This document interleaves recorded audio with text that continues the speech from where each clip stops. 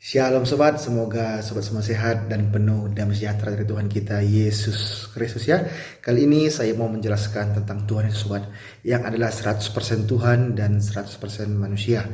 Sudah saya beritahu sebelumnya sobat dari video-video sebelumnya bahwa Yesus Kristus itulah Tuhan yang datang dari surga ke dunia ini, mengambil rupa sebagai manusia untuk menyelamatkan setiap orang yang berdosa yang percaya kepadanya. Karena begitu besar kasih Allah akan dunia ini, sehingga telah mengaruniakan Anak Tunggal, supaya setiap orang yang percaya kepadanya tidak binasa, melainkan beroleh hidup yang kekal. Buktinya adalah Yohanes 1 ayat 1, 2, 3, dan 14. Pada mulanya adalah firman. Firman itu bersama-sama dengan Allah, dan firman itu adalah Allah. Ia pada mulanya bersama-sama dengan Allah. Segala sesuatu dijadikan oleh Dia, dan tanpa Dia tidak ada sesuatu pun yang telah jadi dari segala yang telah dijadikan. Ayat 14-nya, firman itu telah menjadi manusia dan diam di antara kita.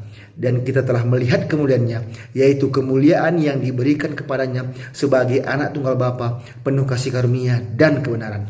Jadi banyak video-video saya mengenai Tuhan Yesus Kristus, yang adalah Tuhan, Maha Pengampun, Maha Pengasih, Maha Pencipta. Dan di sini jelaskan sobat bahwa pada mulanya firman. Firman itu bersama-sama dengan Allah, dan firman itu adalah Allah. Segala sesuatu dijadikan oleh Dia, dan tanpa Dia tidak ada sesuatu pun yang telah jadi dari segala yang telah dijadikan. Jadi Tuhan Yesus pun Maha Pencipta sobat. Yohanes 10 ayat 30 berkata, "Aku dan Bapa adalah satu." Jadi apa? Yesus Kristus dan Bapa adalah satu. Makanya saya katakan tadi bahwa Tuhan Yesus Kristus itu adalah Tuhan yang datang dari surga, mengambil rupa sebagai manusia untuk menyelamatkan setiap orang yang percaya kepadanya. Oke sobat, sebab upah dosa ialah maut, tetapi karunia Allah ialah hidup yang kekal dalam Kristus Yesus Tuhan kita sobat.